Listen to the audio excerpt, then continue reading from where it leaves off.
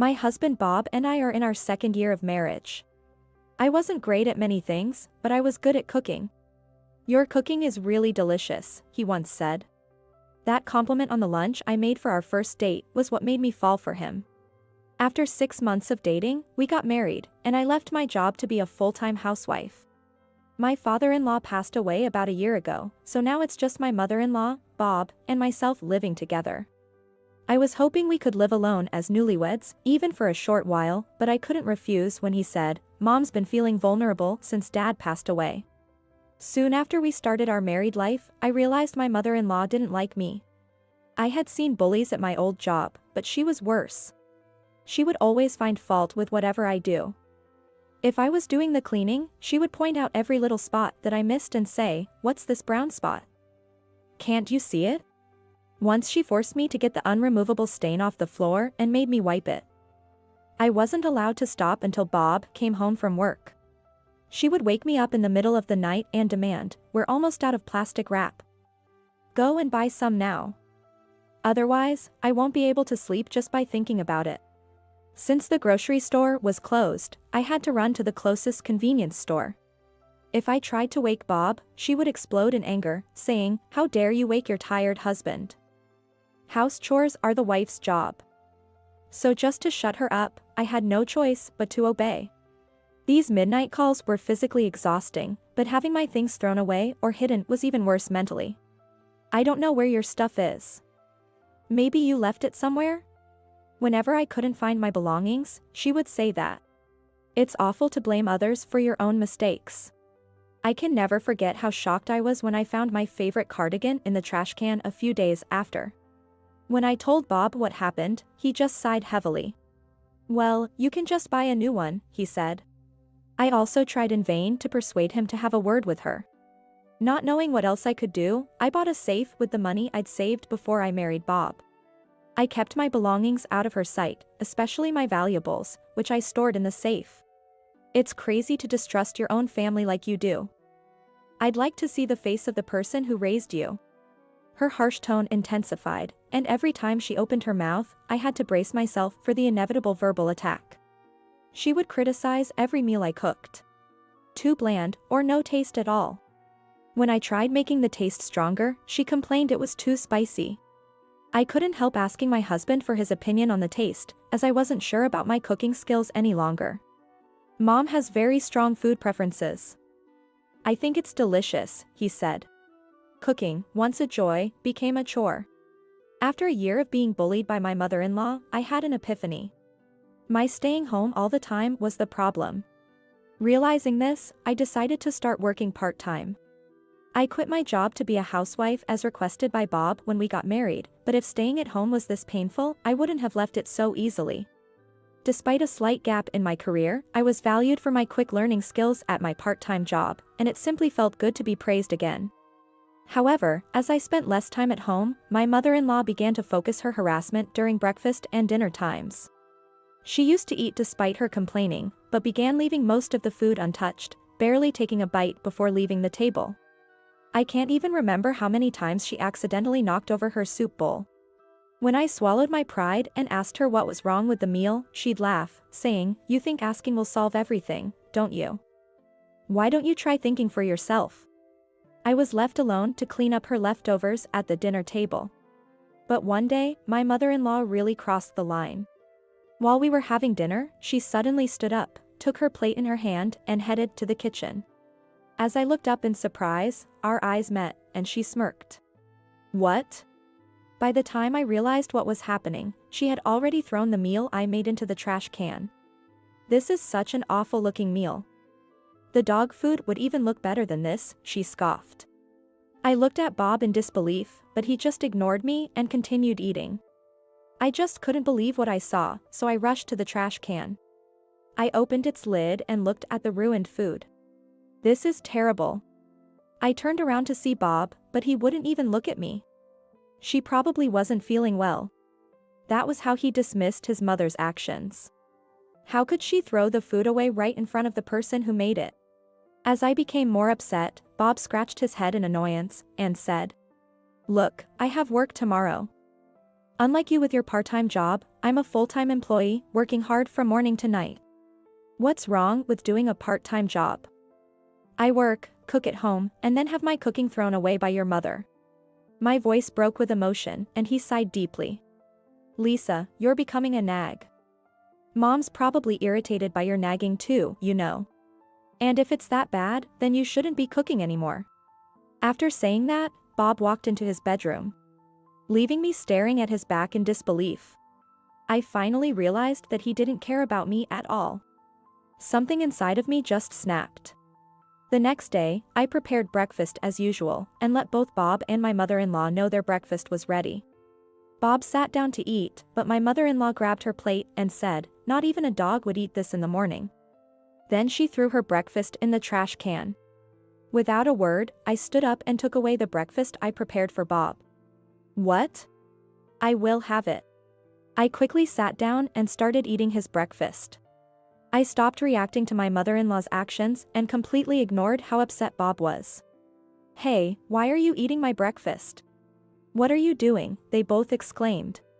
I looked at them innocently and replied. Well, since your mother said a dog wouldn't even eat this, you shouldn't be eating it. I will take responsibility for what I have made and eat it myself. No, I didn't say that. But you didn't deny what your mother said, did you? Bob opened his mouth but seemed unable to find anything to say. Lisa, stop talking nonsense and make Bob's breakfast. I looked straight at my mother-in-law with a smile. I'm very sorry that I have been serving you the sort of food that a dog wouldn't even eat. Don't worry, I won't cook for you ever again. I grabbed my knife and fork, finished eating breakfast, and stood up. Bob said, Wait, Lisa, what about my breakfast? Eat whatever you like. Then I left the house quickly. I usually return home around 5 p.m., but on that day, I had a few things to do after work. So by the time I got home, it was already past 8 p.m. Oh, you're very late. We've been waiting for you. Really, where on earth have you been? Bob and my mother-in-law complained, looking very hungry. Oh, haven't you two eaten yet? I already had my dinner. My mother-in-law's face turned red with surprise and anger. How dare you eat alone? Well, I did say I wouldn't cook for you anymore. Or were you looking forward to my terrible cooking? How dare you talk back to me like that? In frustration, she slammed the table, but then quickly regained her composure as she came up with a brilliant idea. If you're not cooking, then return the food money. Bob has been paying for all the living expenses, so you should pay him back every penny you spend on your food. I couldn't help but laugh at what she just confidently said. What's so funny? Since I started working part-time, I've been paying not just for food but all living expenses. It was Bob's suggestion. Bob said to me, Mom isn't happy about your working, but if you pay the living expenses, it might calm her down. It had been over a year since I started part-time work. That means I had been covering the living expenses for the last half of our married life. My mother-in-law, apparently unaware of this, looked shocked and turned to Bob. Is that true, Bob? Well, you wanted more pocket money, so... Bob, with a pitifully soft voice, making excuses. He had me provide the living expenses and use the extra money for his mother's allowance. You seem to have been spending quite a lot on extravagant meals. What? In the mailbox I found a flyer for regular customers at some lavish restaurant. I had thought my mother-in-law made her own lunch, but after seeing the flyer, I had a suspicion and found some receipts from that restaurant in a trash can. Shouldn't the proper thing be to pay back all the living expenses I've provided? After all, it was my hard-earned money. Don't worry, I'll be sure to bill you properly. With a full smile, I said to my mother-in-law, who was trembling with anger. Hey, what do you mean by billing? Bob, perhaps sensing something, turned pale and stood up. I want a divorce. And of course, I'll make sure I ask for alimony. Divorce. He muttered in shock, but soon realized something and brightened up. Do you think you can afford to live on your own with what you earn from your part-time job? He probably thought I would struggle financially. About that part-time job, I've been offered a full-time position. What?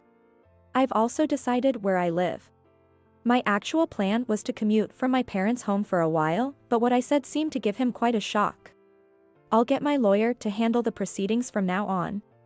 Leaving those words behind, I went to my bedroom, grabbed the luggage I had packed the night before.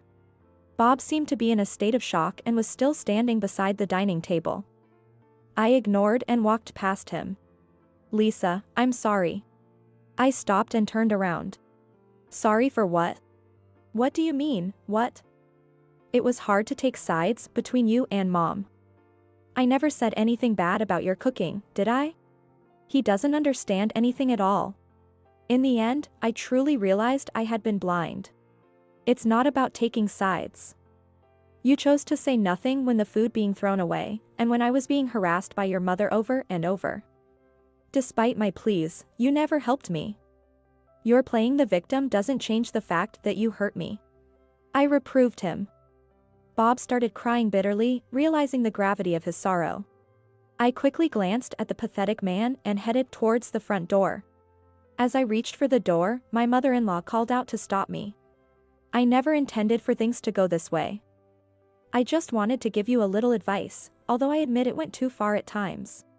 I was amazed at how oblivious she was to the severity of her actions. "I've looked after you all these times, and it's disappointing that the last thing I hear from you is such an excuse-like response. From now on, you won't have to worry about being caught for spending a lot of money on delicious meals." My mother-in-law stood frozen, her eyes wide open, as if her breath had stopped. I returned to my parents' house. They warmly welcomed me as they were already aware of my situation. According to my lawyer, everyone in the neighborhood knew that my mother-in-law was incapable of household chores. Apparently, my father-in-law had managed the housework when he was still alive. After his passing, Bob, now my ex-husband, and his mother lived on takeaways and eating out. To them, I was a convenient housekeeper to exploit. The news about our divorce quickly spread throughout the town. Eventually, it was known to the bosses and colleagues of Bob, causing him considerable embarrassment. Bob and his mother are now in financial trouble, having hardly saved any money and squandering it all, and are panicking over the alimony they owe me. Now that everybody knows about their mistreatment of me, finding a new housekeeper has become impossible. They can't even afford the kind of meals they used to have. Bob, unrelenting, kept texting and asking me if we could get back together. I also received text messages from my mother-in-law, full of excuses, but they were repetitive and uninteresting, so I stopped reading them. Now, I enjoy cooking for my family, making sweets and baking cakes on weekends. I often share them with my colleagues. Surrounded by those who appreciate what I make, I believe that will help me restore my confidence in cooking. With this new hope, my heart swells with anticipation.